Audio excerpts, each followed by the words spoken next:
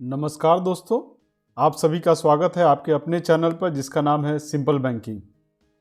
आज की इस वीडियो में मैं आपके लिए लेकर के आया हूं 2021 में बैंकिंग जगत में घटित होने वाले इम्पोर्टेंट घटनाक्रम को। आप सभी जानते हैं कि अभी बैंकों में प्रमोशनल एग्ज़ाम हो रहे हैं और प्रमोशन एग्ज़ाम में ये घटनाक्रम से बहुत सारे क्वेश्चन पूछे जाते हैं। तो आपके बेनिफिट के लिए मैं 2021 में घटित बैंकिंग जगत में होने वाली घटनाओं का सिलसिलेवार एक वीडियो लेकर के आया हूं आपके सामने।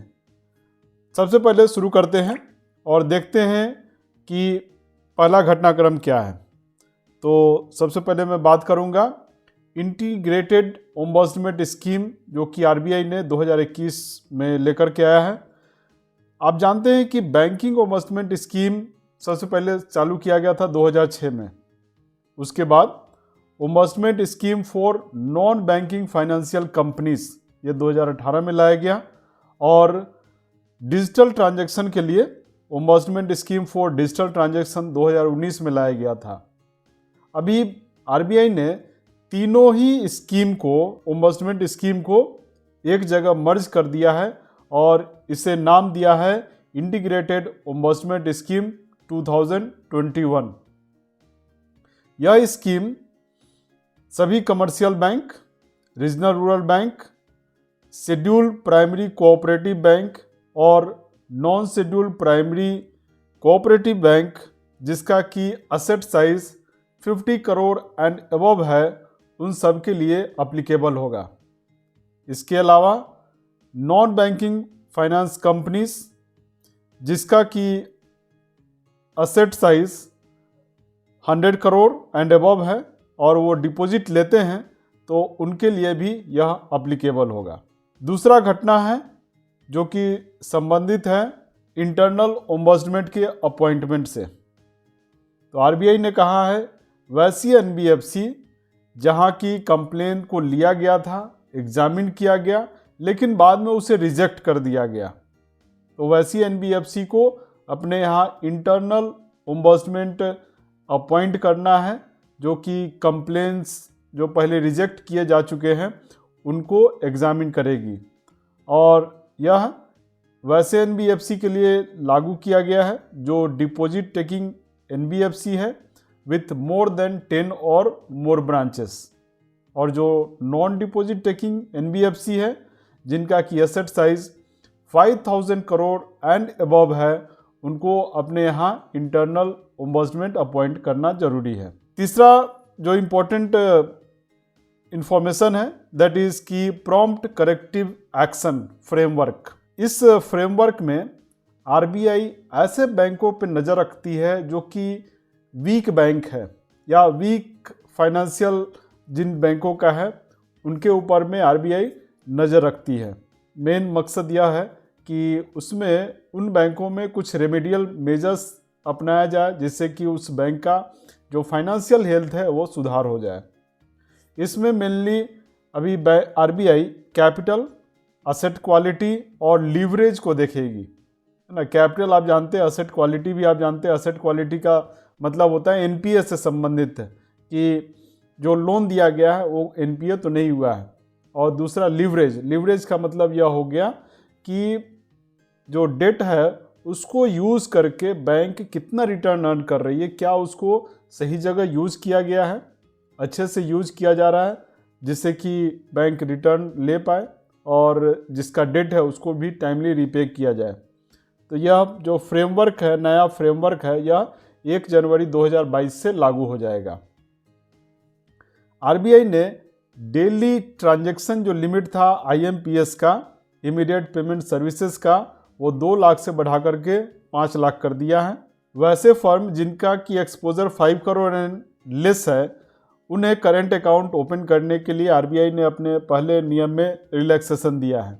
आरबीआई ने कहा है कि ऐसे फर्म जिनका की एक्सपोजर 5 करोड़ एंड लेस है बैंकिंग सिस्टम से, वे अपना करेंट अकाउंट ओपन कर सकते हैं, लेकिन जैसे ही उनका एक्सपोजर 5 करोड़ एंड अबव हो जाएगा उन्हें अपने बैंक को बताना पड़ेगा कि उनका एक्सपोजर बैंकिंग सिस्टम से 5 करोड़ एंड बियॉन्ड जा चुका है। जिन फर्मों का एक्सपोज़र 5 करोड़ से ज़्यादा है वे अपना करेंट अकाउंट खोल सकते हैं वैसे ब्रांच में जहां कि उनका CCOD खाता चल रहा है।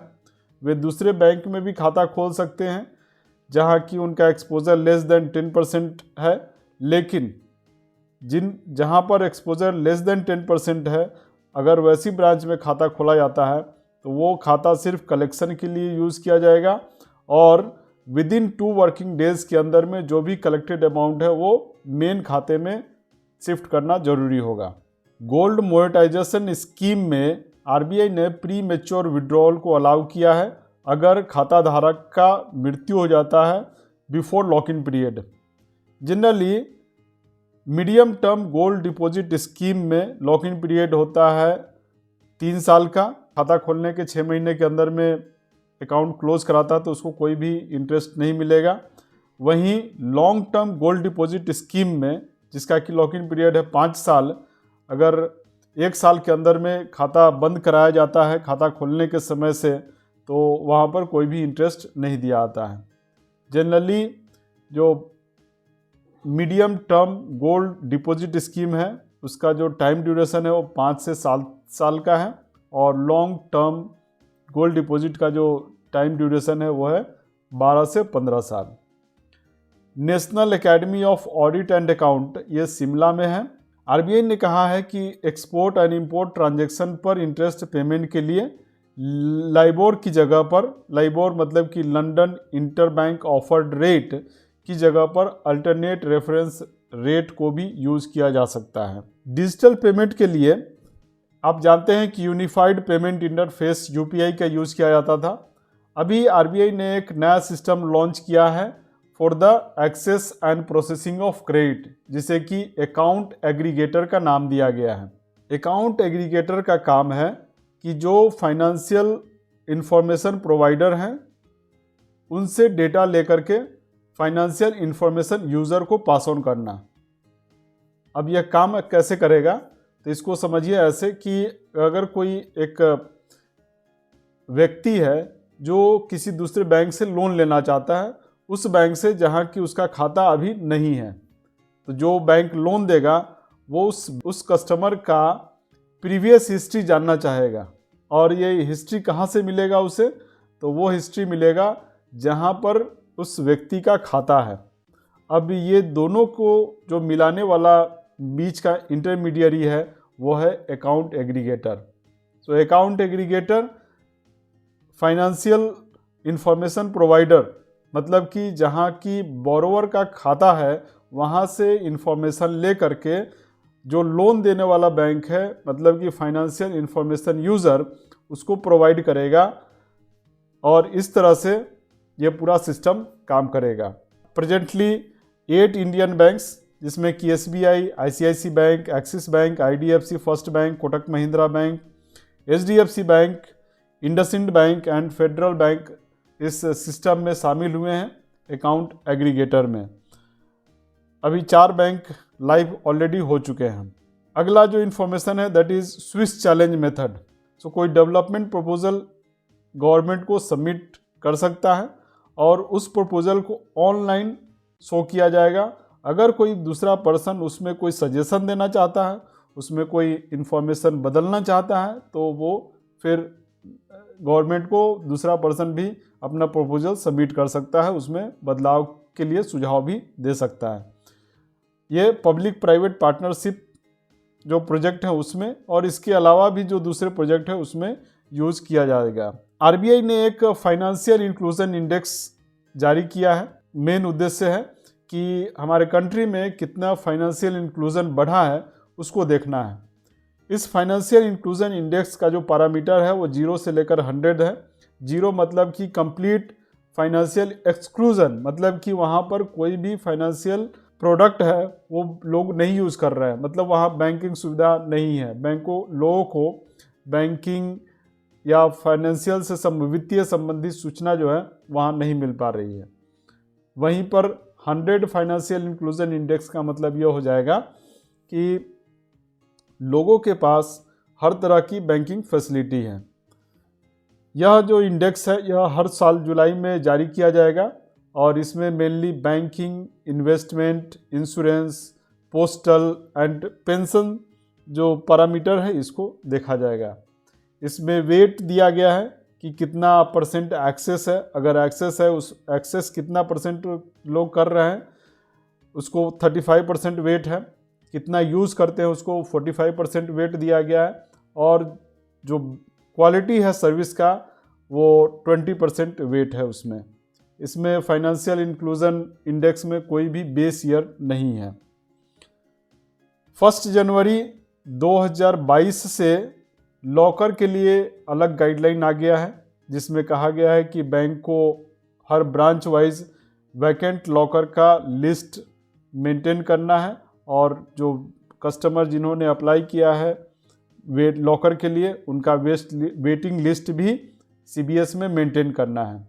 बैंक किसी भी लॉकर होल्डर से जिस समय लॉकर लिया जा रहा है उस समय 3 साल का रेंट प्लस ब्रेक ओपन करने के लिए चार्ज ले सकता है ना। तो 3 साल का रेंट और ब्रेक ओपन के लिए जो चार्ज होगा वो FD के रूप में एज ए रेंट कस्टमर से लिया जा सकता है।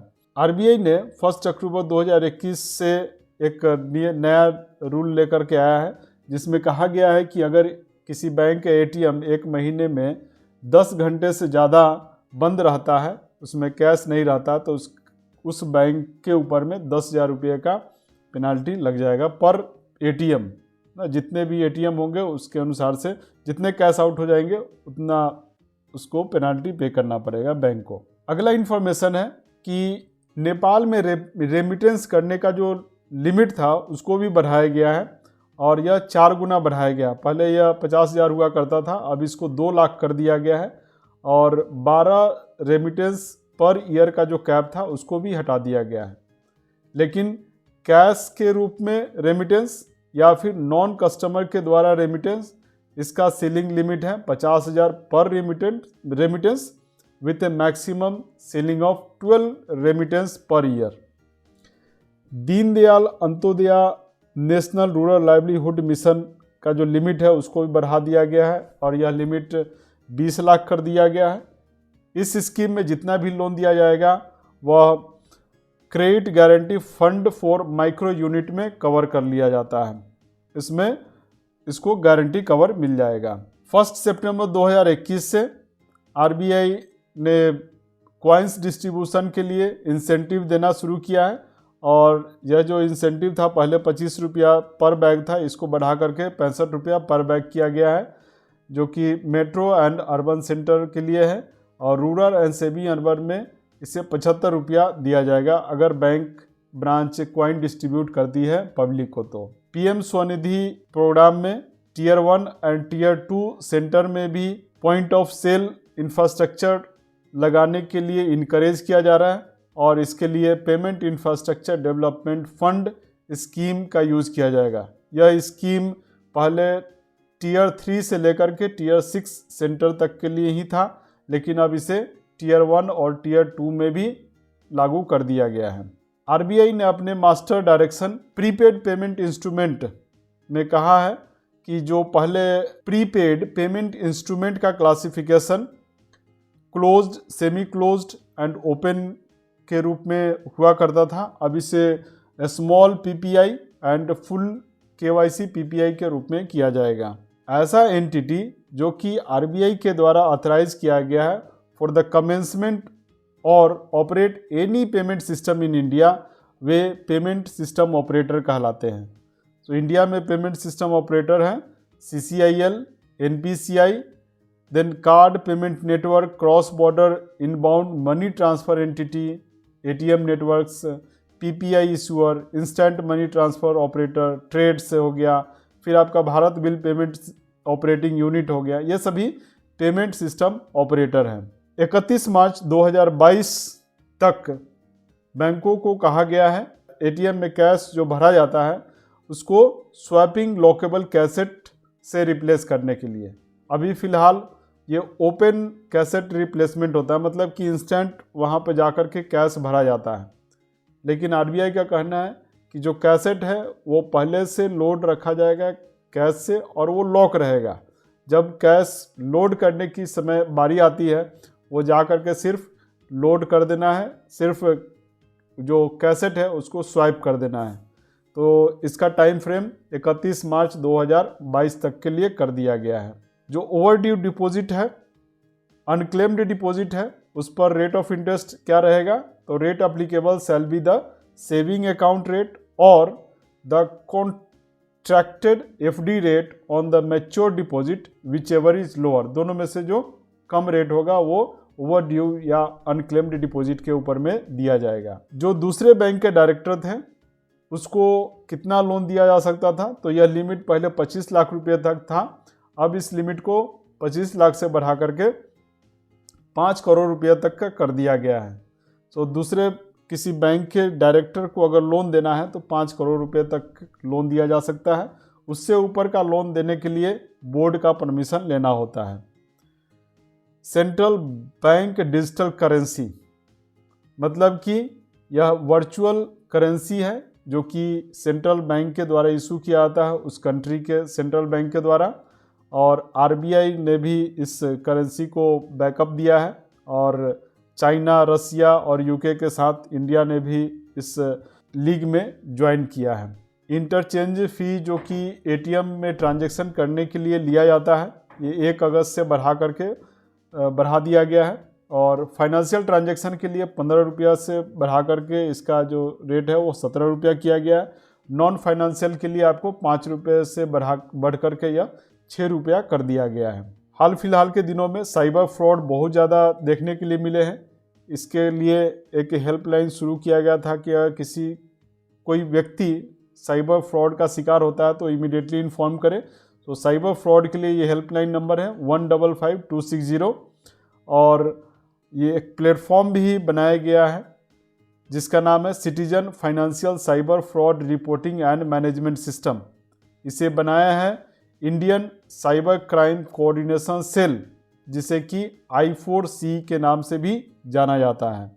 तो कोई अगर व्यक्ति साइबर फ्रॉड का शिकार होता है वह इस प्लेटफॉर्म पर जाकर इमीडिएटली इसकी सूचना दे सकता है। Then all urban cooperative bank जिनका कि साइज 5000 करोड़ एंड एबव है, उन्हें अपने यहाँ एक चीफ रिस्क ऑफिसर अपॉइंट करना है। Then Bharat bill payment system ने mobile prepaid recharge as a biller category add किया है। पहले सिर्फ 5 सर्विसेज के लिए यह था, जैसे कि direct to home services, electricity, gas, telecom and water. अब इसमें मोबाइल प्रीपेड रिचार्ज भी ऐड कर दिया गया है। नेशनल ऑटोमेटेड क्लियरिंग हाउस नाच जो कि सिर्फ वर्किंग डेज में ओपन होता था, अब 1 अगस्त 2021 से ऑल वर्किंग डेज, सप्ताह के हर दिन यह काम करने वाला है, हर दिन काम करेगा। असेट रिकंस्ट्रक्शन कंपनी के कामकाज को रिव्यू करने के लिए एक कमेटी बनाई गई है जिसके की हेड है मिस्टर सुदर्शन सेन ना। सो सुदर्शन सेन को असेट रिकंस्ट्रक्शन कंपनी के कार्य को रिव्यू करने के लिए कमेटी का हेड बनाया गया है। वैसे पीपीआई जो कि फुल्ली केवाईसी कंप्लायंट है कि जो कस्टमर में बैलेंस मेंटेन कर सकते हैं, वो पहले 1 लाख था, अब इसे बढ़ा करके 2 लाख कर दिया गया है। Private bank, small finance bank और wholly owned subsidiary of foreign bank के डायरेक्टर का कार्यकाल 15 साल के लिए फिक्स कर दिया गया है।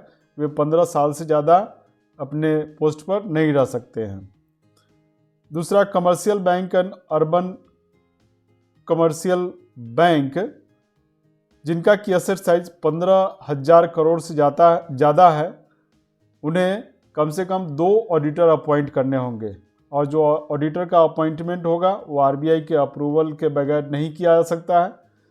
ऑडिटर का अपॉइंटमेंट 3 साल के लिए होगा, और अगर बीच में ऑडिटर को हटाना है तो उसके लिए भी आरबीआई का अप्रूवल लेना जरूरी होगा। Then liquidity coverage ratio.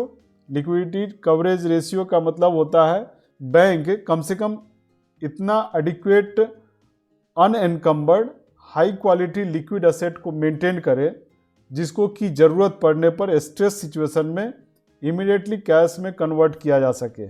और यह इतना होना चाहिए कि कम से कम 30 कैलेंडर डेज का वर्किंग है वो बैंक का अनइंटरप्टेड चलना चाहिए। इसको कंप्यूट करने का जो फॉर्मूला है that is a stock of high quality liquid asset divided by total net cash outflow over the next 30 calendar days, और यह 100% से ज़्यादा होना चाहिए। जो भी non individual entity payment transaction करना चाहती है और वो भी 50 करोड़ एंड अबव, उन्हें लीगल एंटिटी आइडेंटिफायर सिस्टम में एक नंबर लेना होगा। यह LEI number, legal entity identifier number 20 अंक का होता है, और यह जो नंबर है यह डेटा क्वालिटी को, जो फाइनेंशियल डेटा है उस क्वालिटी है उसको इम्प्रूव करने के लिए, उसकी एक्यूरेसी के लिए बनाया गया है, डिज़ाइन किया गया है। और यह नंबर लोकल ऑपरेटिंग यूनिट जो कि global legal entity identifier foundation के द्वारा ऑथराइज्ड है उससे लिया जा सकता है। इंडिया में इसे इशू किया जाता है legal entity identifier India limited के द्वारा। देन कॉन्टैक्टलेस कार्ड ट्रांजैक्शन में जो लिमिट पहले 2000 हुआ करता था, अब उसे बढ़ा करके 5000 रुपया तक कर दिया गया है। तो ये कुछ इम्पोर्टेंट डेवलपमेंट थे बैंकिंग सेक्टर में, जो कि आपके एग्ज़ाम पॉइंट ऑफ व्यू से बहुत इम्पोर्टेंट है। सो मैं समझता हूँ कि यह वीडियो आपके लिए बहुत ही यूज़फुल होगा। यह वीडियो आपको कैसा लगा इसके बारे में हमें ज़रूर बताएं। जहाँ भी कमी रह गई होगी उसे कमेंट करके हमें बताएं, जिससे कि आने वाले वीडियो में हम सुधार कर पाएँ। मिलते हैं अगले वीडियो में, तब तक के लिए धूम मचाते रहिए। धन्यवाद।